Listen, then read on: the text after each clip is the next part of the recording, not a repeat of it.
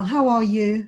I'm great. How about yourself? Yeah, I'm doing well. I'm doing well. It's a very strange time, yes. It is a strange time, yes, and it's testing for all of us, isn't it, in terms of how resourceful we are and how capable we are of adapting to our environment. Oh, totally, totally. And I was sick in March. I don't know if I had COVID or not because at that time I couldn't get tested, Mhm. but it was like I was like for 12 weeks I was in, it's like I was coughing and I lost my sense of smell, which is bad, but things like that. So it was like, yeah, who knows? Yeah. Well, I'm glad that you're well now. I am totally well. I mean, the biggest thing for me was trying to figure out how to connect with people when you can't, physically be near them. So yeah, I figured it out. It worked really well. So I had dance parties with my granddaughters and I did art lessons via Zoom, Mm. so it worked out really well. I felt like those dance parties were great for my lungs. They got me moving. So yeah, so it was a very interesting time. And yes, So, so Ray, we I spoke love your concept this time talking about novelty. presence. That's right. Yeah, we spoke 2 years ago about your work in creativity, and this year the focus is on presence, and it's about how do we make our presence felt when we're not able to in a physical dimension. You talk about taking your work online, doing your classes online, having dance parties online. I mean, 10 years ago we probably didn't foresee that we would need to transform the way we make our presence felt and how Oh, we experience things in a non-tangible, in a virtual environment. yeah. I mean, this has been very interesting for me because this was not my forte as far as Zooms and stuff. I did them, but it was like, how do you, teach, online? How do you start creating a space where people can actually, do work in front of you, with you, where you're directing them? I'm used to a lot of free form where I give people meditations and things like that. And then it's okay. They can work alone independently. But when you're trying to teach little kids, 5, 7, 8 years old, it's a very different experience. So yeah, I've learned a lot. And I think what I found too during this time is what I'm interested in, how I'm seeing how other modalities are working and what they're doing, especially theater, since I love theater and I can't go to theater. So my sister and I are taking a class. She's from Florida, from Sarasota, Florida, and their local theater company is doing an 8-week virtual class. And each week they're bringing in somebody new. They're giving us plays to read, to watch, and it's all about, from the Black perspective, so that we as people, as they're saying, people who are white privileged can understand. And it's been fascinating to watch and see what people are doing in different modalities and how they're using this opportunity that's been created and never would have been before to share different ideas and to take a step forward or back in some cases. Like they had the head of their improv company talk, and he is Hispanic, so he was talking about diversity and how they're actually changing games that they usually play and do in improv because they are inappropriate today.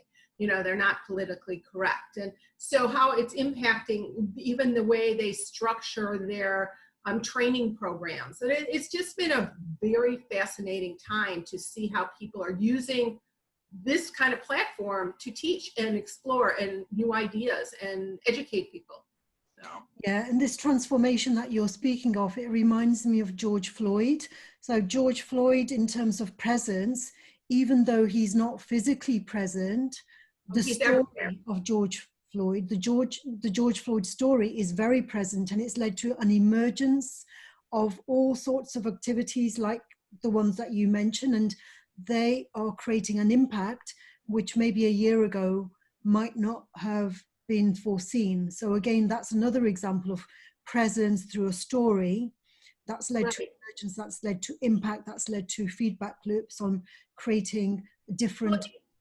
Go ahead. yeah, even for me, originally when he died, to see the impact around the world and the protests that everywhere. It wasn't just in the United States, and how this story and conversation has exploded, the social inequities and injustice and, and those kinds of things in all arenas, whether it's health, jobs, education, all those places. And it brings up our own intolerance and bias. So there is so many feedback loops that are going on right now between that and also our health.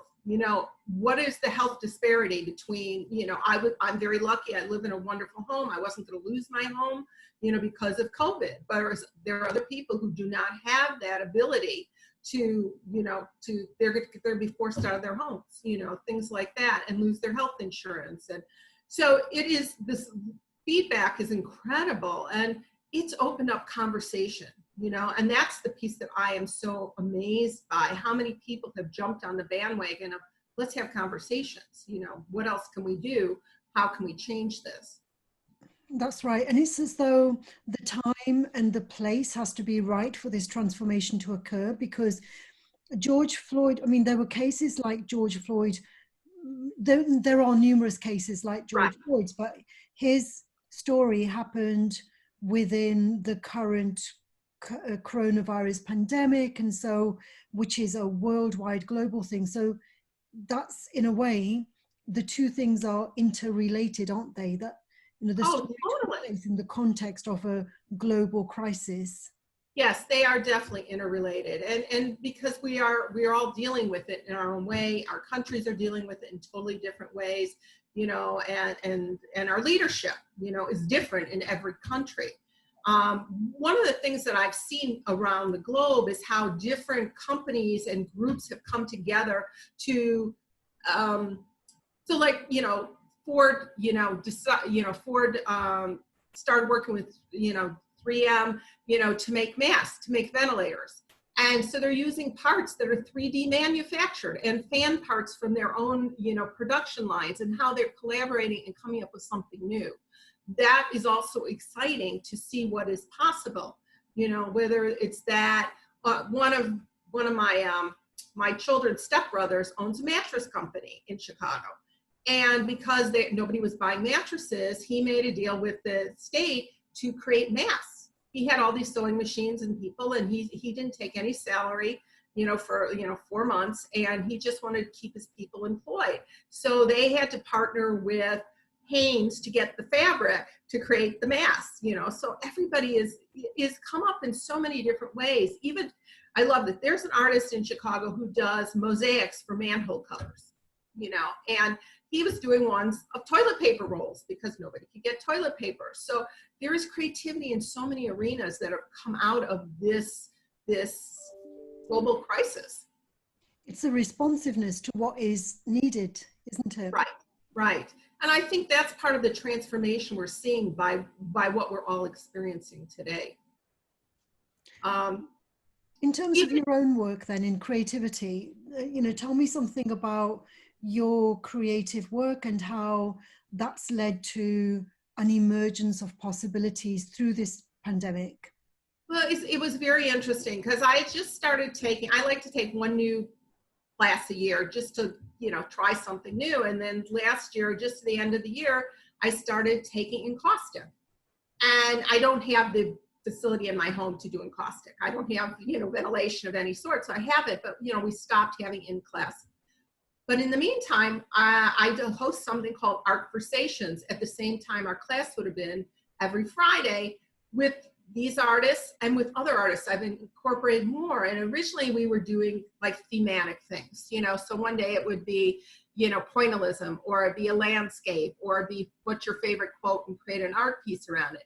But we found that a lot of people didn't like feeling that way, and they dropped out because they weren't producing, and life happens. So now it's just about Artversations, as we call it, because if you want to share your work, you can. If not, we're talking about how we are dealing and still creating within the confines of not being able to go to class. Again, learning new techniques on Zoom. I'll show you, this one I just did last week.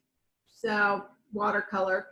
I had, it's fun. I'm working smaller. That's one of the things that's changed for me because I want more immediate, quicker results, in this time frame. So I am working smaller. I used to work much larger.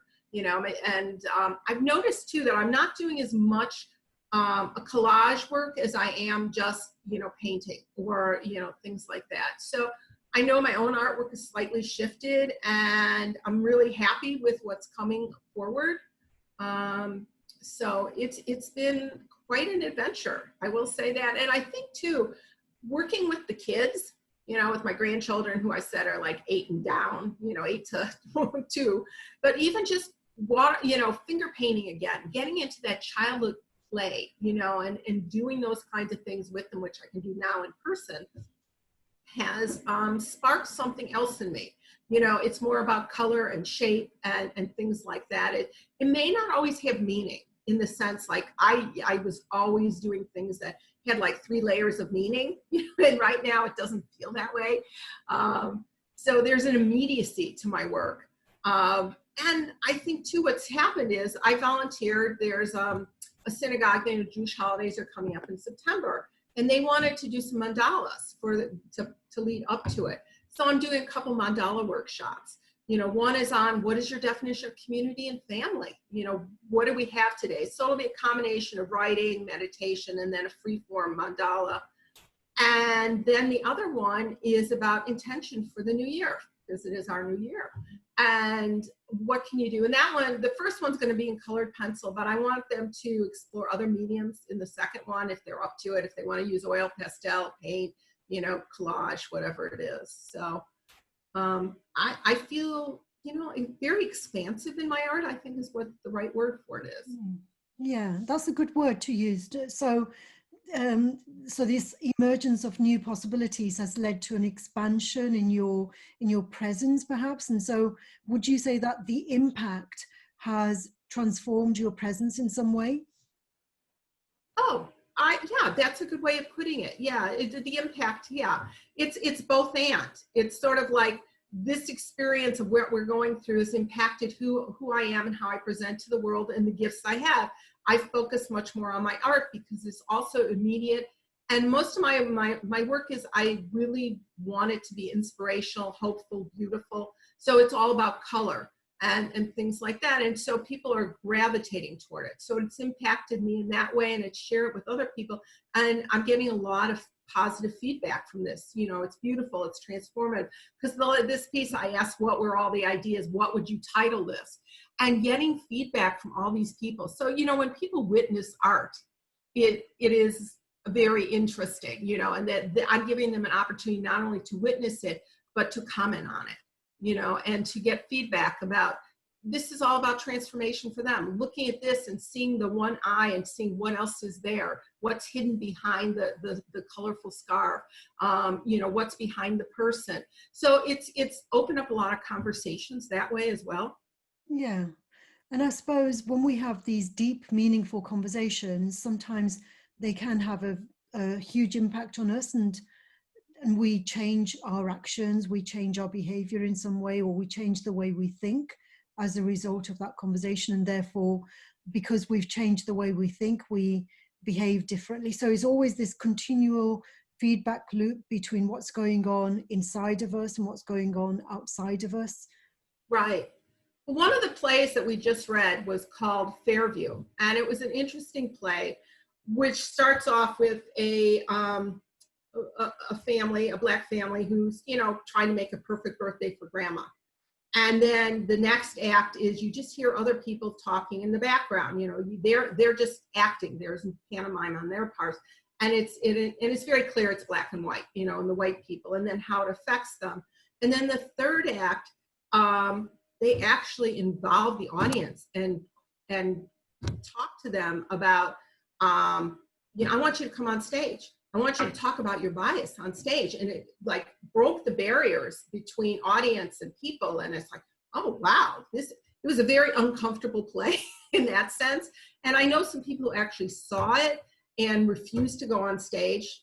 They said, I'm not, this is not the role, but it makes you think, what is theater all about? What are the conversations we need to have? This is a whole nother modality besides seeing just visual work. You have these dialogues going on. And the idea, it's in science today, in quantum physics.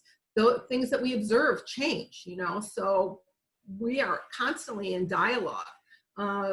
There was a play that's actually on Netflix, if anybody's interested. It was done it's called Passover. And Spike Lee recorded this. He did a movie of this play that was recorded in Chicago. And, just talking about there's two men who are on the street, and their dream is to get out of the poverty and move and beyond and pass over this, and stuff. And their story and their interaction with the police and the interaction with, there's a man it ends up, who from the South kind of thing. And, very much. But it's so interesting to watch and to hear people's reaction. Well, police aren't like that. Yes, they are. Yes, they are, and you can see it today so much more prevalent, the police, their actions and how they beat down, people of color and stop them and, that kind of thing. Mm-hmm. I'm sorry if I've been politically incorrect in conversation here with Black and people of color, but it was just easier for me to talk that way. Right. So, yeah, throughout history, we've had periods of where the consciousness of a society is transformed when, like we've had the Renaissance, we've had other major transformations of consciousness in every country, I suppose. And in the US, do you believe that, at this point in time, is it a period like it was in the 60s when there was a whole lot of deep upheavals that led to a transformation? Right. Oh, yes. I mean, Chicago was a hotbed for that in the 60s, and I lived through it. I watched it from my window. I wasn't a part of it. I was young at that time, but, but it was part of our lexicon. And so, yeah, it is an interesting time, and I'm willing to explore my bias, but what I found too, as I've been talking and taking some of these courses and trying to have a conversation, it's also, we all have a story, and no one has walked in our shoes, whether it's being a woman, and sexism and ageism and all those pieces, our religious beliefs. It's the same thing. Nobody's walked in our shoes to understand what we have. And I think that's also pointed up that we all need conversation. It's not just one way. That's right. And stories are complex. Stories don't usually take place in a very linear, simplistic fashion. They're complex because they're all interdependent on so many different factors and people and locations. And so, yeah, dealing with that complexity, and every story is, well, in a way, it's emergent, isn't it? Because we can't predict exactly what the future is going to hold as we're living through the story. Right. And I agree with you. And we don't know what that future holds. However,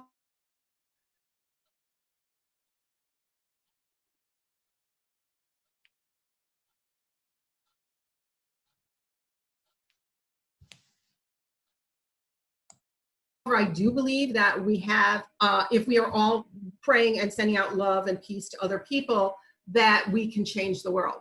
And so I participate in healing circles and things like that, because I think there is that level on that. If we are all energy, and if we can raise our vibration, we can change ourselves and change the world. So that is a piece of who I am, and exploring that more and more. And I suppose we create that change through relationships, because you mentioned your circles. And so it's not about an individual person on their own in isolation. It's about our building relationships with others who have the similar intentions, and it's about the synergy that we create, the power of the synergy. And 5 people working together on the same intention will be much more influential than one person on their own. That is so true. I mean, and I found that's what I've been doing more and more of in the isolation piece of, quarantine and what it is, because I've kept my circle on one level personally small, because I want to be with my grandkids, and it's sort of like I have to keep my, my petri dish small, as I say. And so But I have found other ways and other groups and conversations that are uplifting, and educational. And I'm trying to come into life with a sense of curiosity right now, and I think that would help us all if we can all be more curious. We don't have to be definitive in our answers. We don't have to change necessarily, but we have to be curious. Yes. And I suppose it's that curiosity that is one of the factors that enables us to create healthy relationships with others. We have to be curious about what the other person's perspective is. We have to be curious about their values. We have to take an interest. If we're not curious, we might not be so interested in Right. reality. Right. Well, and I found myself, it was interesting because I didn't think about, going back to these plays and things and listening to the dialogue and the dialect. I was very, at first it was like, I couldn't understand, in the one play in Passover, they're saying Popo. I'm like, what is Popo? And then I realized, oh, that's the police.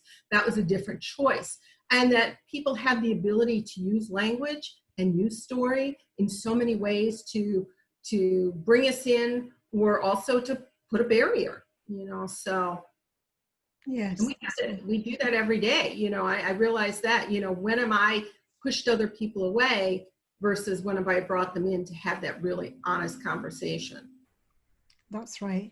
And I suppose the linguistic emergence in itself transforms as well, doesn't it? The language that we choose to use.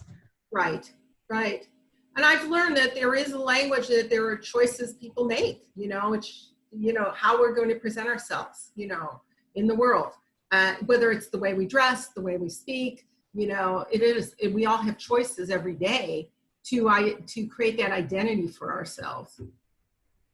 Yes. So choice can be a very conscious thing, but when we're thinking about emergence, it's those unplanned things, and it's more about being responsive to them. And I suppose, again, it goes back to what you're saying. We can choose how we respond to the events that emerge around us, right? Right. I mean, right now, I don't live in downtown Chicago. I live in the suburbs, so I'm not experiencing the violence right now. They're having protests every day, and there's violence. And my sister lives in the city right now, and, she's talking about going over and every store is boarded up, and the experience of her living down there is very different than mine being isolated. I'm not driving 40 minutes downtown to meet with her at this moment, kind of thing. So it has been interesting to say the least. And I don't know about you, but I have to turn off the news at a certain point. I am so sensitive to the pain, and I'm too empathetic on some level that I have to turn off the news, because it affects, I allow it to affect my day then, and I have to do a lot of work to get beyond that. So. Well, here, I think there was a period just at the beginning of the coronavirus pandemic when some people seemed to be totally unaware that there was this pandemic going on in the first couple of weeks, because they didn't watch TV. And, some people choose not to watch the news and or to read newspapers, but, maybe they just saw people wearing masks and they were wondering what's going on. Right. So we all have to, go ahead. Oh, I was going to say, what's interesting too is because I'm not sure we as Americans spend a lot of time watching BBC or other, publications. And so I've been making contacts with some people in Australia. And I love Zoom for that fact, and talking to some people. There's a woman, one in Ireland and one over in Canada, and they're talking about what they see on a more global vision of what we are going through. And I think that's also part of what's happening now, is that global versus our own vision of life, and how we're being seen and perceived around the world, as well as how we perceive ourselves.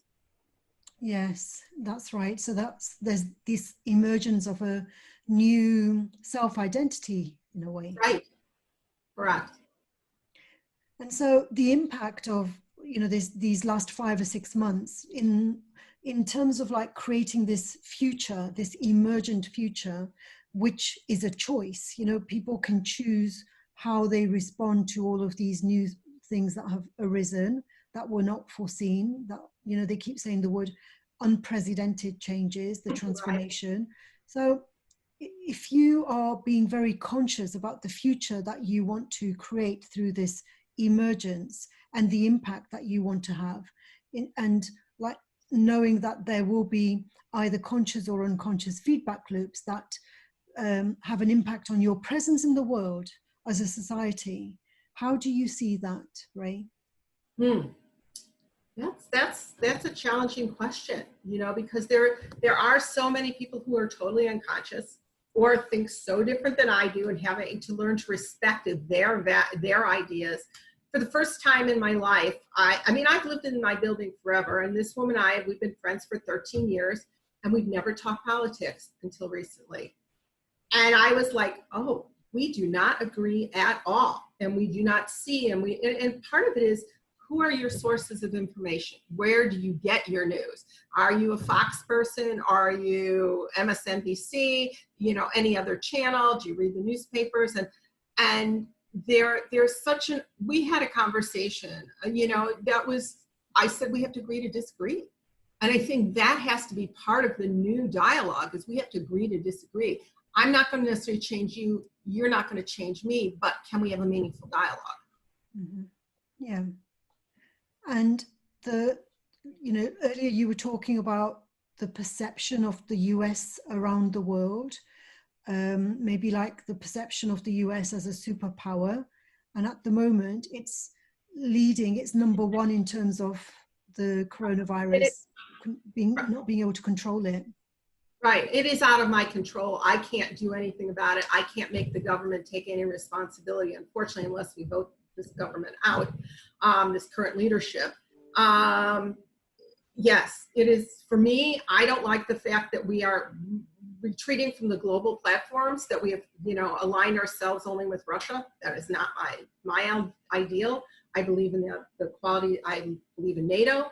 I believe in the World Health Organization, all these places that are doing good work in the world. And I don't know what the answer will be, and I don't know what it's going to look like in 90 days after the election, or really next year. And because we don't have a cure, what is that going to look like? When will we really have a vaccine? How is that all affecting everything? So we have to be creative and in our solutions, whether we're, figuring out how can we still take care of ourselves and still maintain I guess the connection to the rest of the world, whether it's about, the environmental, we backed out of the environmental, protocols. We've done everything to go within ourselves. And I don't believe that's the way that the world will survive. We are a human planet. We are human beings. We are all connected. I think it is a global world. And this idea of isolation doesn't work for me.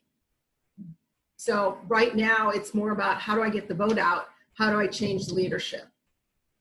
Yeah. Yeah. This is a conversation I was not quite expecting to have today. Yeah. Well, you see, this is the whole thing about emergence, is like things that emerge that we were not planning. This is the beauty of conversations, that conversations are not like interviews. We don't know where a conversation is going to go. Right, exactly. And that's it. This is a conversation that, yes, and trying to figure that out. And I have grandchildren in California who I probably won't see for a year now, because I'm not going to fly until there's a cure, kind of thing.